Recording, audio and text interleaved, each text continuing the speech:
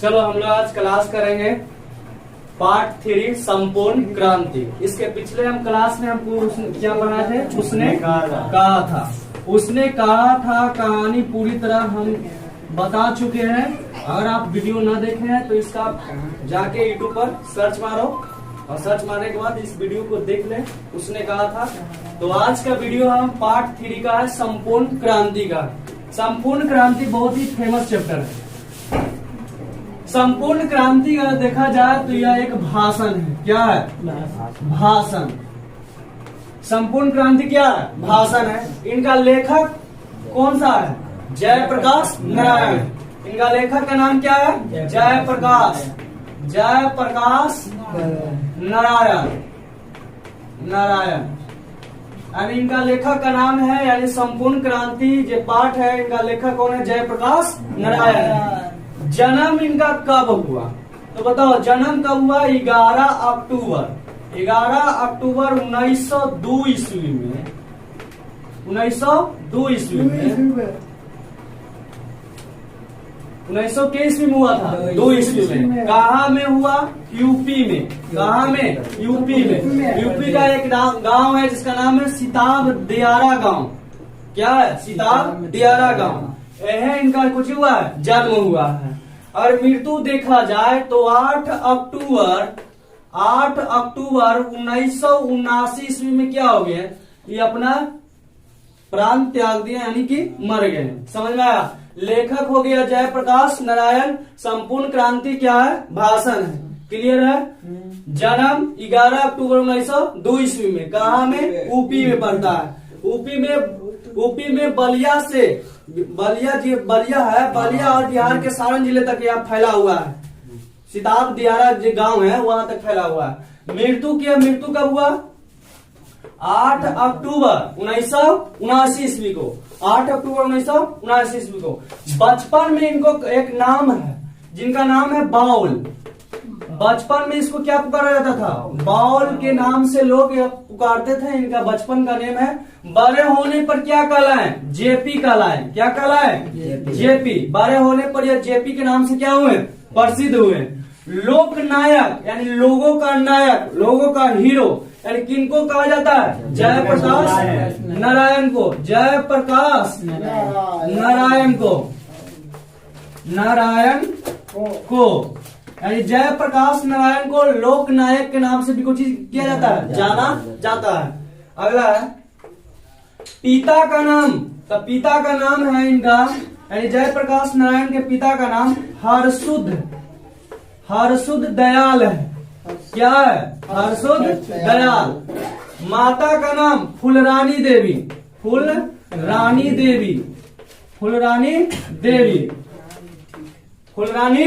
है। जयप्रकाश नारायण की पत्नी है जिनका नाम कुछ है प्रभावती। ध्यान दो, प्रभावती जो पत्नी है, ध्यान दो, ये कस्तूरबा गांधी के साथ रहती थी। कस्तूरबा गांधी के साथ रहती थी। इसलिए जयप्रकाश नारायण यह गांधी जी के प्रभाव से, यानी गांधी जी के विचार से कुछ थे, प्रभावित थे। समझ में आया? अगला शिक्षा। इनकी प्रारंभिक शिक्षा जहां से जन्म में है, प्रारंभिक शिक्षा गांव में हुआ था और उच्च शिक्षा प्राप्त करने के लिए पटना कॉलेजिएट, यानी पटना साइंस कॉलेज है ना, वहां एडमिशन कराया। और उन्होंने 1920 या 1922 ईस्वी में क्या किए? वहां से कहा गए? अमेरिका पढ़ने के लिए। अमेरिका के कैलिफोर्निया विश्वविद्यालय में वहां से BA MA की डिग्री प्राप्त की, लेकिन PhD नहीं कर पाए। PhD करते समय क्या हुआ कि इनके माता जी का तबीयत कुछ हो गया, बिगड़ गया। जब बिगड़ गया तो बीच में ही क्या हुआ? पढ़ाई रुक गया और रुकने के संबंध में अमेरिका से वापस आ गए। तो 1922 में क्या हुआ कि वह पढ़ाई कर नहीं सका। उस समय असहयोग आंदोलन का भी बोलबाला था। समझ में आया? 1920 से 1922 तक का जो समय है असहयोग आंदोलन का कुछ था, बोलबाला था। यानी महात्मा गांधी असहयोग आंदोलन शुरू किया था 1920 ईस्वी में। असहयोग आंदोलन में भी आए तो देखा क्या है? असहयोग आंदोलन चालू है। वो तो बेचारा आया क्या? 1922 ईस्वी तो पढ़ने के लिए गए 1922 ईस्वी में पढ़े भी वहां। BA MA की डिग्री भी प्राप्त किए, लेकिन PhD कर नहीं सके। पीएचडी करते समय क्या हो गया, इनके माता जी इतना तबीयत खराब हुआ कि पीएचडी बीच में ही डिग्री को रोकना पड़ा, यानी पढ़ाई को स्टॉप करना पड़ा, और वहां से कुछ हो गया, वापस आ गए। वापस आए तो राजनीतिक जीवन में प्रवेश किए। 1929 ईस्वी में कांग्रेस में शामिल हुए। किसके कहने पर? पंडित जवाहरलाल नेहरू के कहने पर। पंडित जवाहरलाल नेहरू के कहने पर कहाँ आ गए?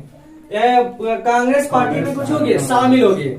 अब बताओ, अमेरिका में जब रहे, अमेरिका में 1922 से 1929 तक रहे, यानी 8 साल तक रहे। समझ में आया? इन बीचों ने क्या किया कि इन्होंने, इन बीच इनका कैरेक्टर क्या हो गया जयप्रकाश नारायण का, ये मार्क्सवादी हो गए। मार्क्सवादी हुए, समाजवादी हैं, समाजवादी, यानी इन्होंने मार्क्सवादी अपनाया, समाजवादी अपनाया। मार्क्सवादी और समाजवादी, इन्होंने लेनिन का बुक पढ़ा था अमेरिका में, लेनिन का जो होता है ना, मार्क्सवादी और समाजवादी, उन्होंने काफी प्रभावित हुए लेनिन के विचार से। लेनिन का मृत्यु जान में करता 1924 ईस्वी में हुआ था, लेनिन की मृत्यु हुआ था। यानी कि उन्होंने जब अमेरिका में ही रहते समय क्या हुआ, अमेरिका में क्या हुआ, इनकी स्थिति उतना अच्छा नहीं था, तो अमेरिका में कई जगह फैक्ट्रियों में काम करते थे या पढ़ते थे, फैक्ट्री में, खेतों में, खलिहानों में काम करते हुए भी पढ़ते थे अमेरिका में। समझ में आया? इसलिए अमेरिका का दलाल कहा जाता है, यानी कि जयप्रकाश नारायण को अमेरिका का क्या कहा जाता है? दलाल कहा जाता है। इन्होंने समाज शास्त्र में काफी इनको शिक्षा था, समाज कैसे चलेगा, समाज विकसित किस प्रकार होगा, इसके माध्यम, यानी समाजवादी विचार के थे और मार्क्सवादी विचार के थे, इन्होंने बहुत अच्छे से शिक्षा ग्रहण कर चुके थे। जब 1929 ईस्वी में कांग्रेस में शामिल हुआ, तो कांग्रेस में शामिल हुआ तो पंडित जवाहरलाल नेहरू के में क्या हो गया, ये कांग्रेस में शामिल हो गया, पंडित जवाहरलाल नेहरू के कहने पर शामिल हो गए। 1932 में क्या हुआ, समझे पहले। 1932 में ये जेल भी गए थे। जेल जाने का कारण था, सुनो पहले जेल जाने का क्या कारण था। उस समय 1930 ईस्वी में सुना होगा कि 12 मार्च 1930 ईस्वी में दांडी यात्रा हुआ था। समझ में आया? उसी समय असवज्ञा आंदोलन, सविनय अवज्ञा आंदोलन का प्रस्ताव भी चल रहा था, और उन्होंने अवज्ञा आंदोलन में भी भाग लिए, लेकिन भाग लिए उसमें ज्यादा भूमिका इनको न रहा, वहां भी कुछ नहीं भाग लिए, लेकिन 1932 ईस्वी में जेल गए। समझ में आया? जेल गए वहां, तो जेल में इनसे कई मुलाकात होता है, राजनेता से मुलाकात होता है, तो राजनेता इसमें कई मुलाकात होता है। समझ में आया? जेल में कई लोगों से मुलाकात होता है। और 1942 में भारत छोड़ो आंदोलन में भी काम किए थे। भारत छोड़ो आंदोलन में भी यह भूमिका निभाया था इनका। धीरे धीरे इनका पहचान बढ़ते जा रहा है। समझ में आया? 1952 ईस्वी में प्रजा सोशलिस्ट पार्टी की स्थापना किया था इन्होंने। 1952 ईस्वी में क्या, 1952 ईस्वी में प्रजा सोशलिस्ट पार्टी की क्या किया, स्थापना किया। और 1965 ईस्वी में इनको सम्मान दिया गया। उस सम्मान का नाम क्या है? 1965 ईस्वी में मैसेज सम्मान पुरस्कार, यानी मैसेज सम्मान पुरस्कार दिया जाता है समाज सेवा के लिए। याद हो, समाज सेवा के लिए कौन सा पुरस्कार मिला था जयप्रकाश नारायण को? मैसेज सम्मान पुरस्कार मिला था। और भारत रत्न के सम्मानित किया गया मरने के बाद। समझ में आया?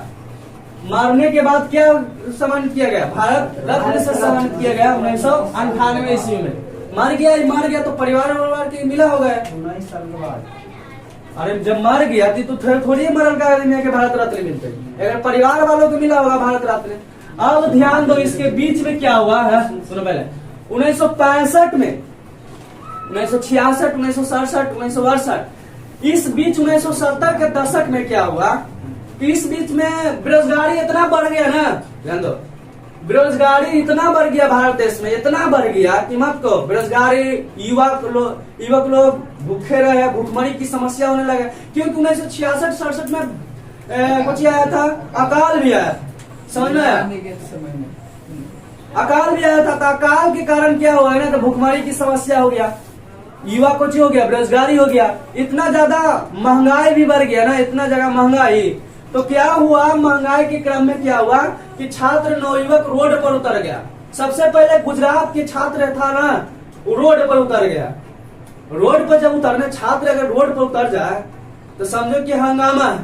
एक जामा अभी देखा ना, अभी कुछ दिन पहले हुआ कोची अग्निवीर योजना के चलते एगो छात्र उतरा रोड पर तो पूरा देश में इन्हें ट्रेन लगाओ, इन्हें ट्रेन लगाओ, पूरा देश में आंदोलन चलने लगा।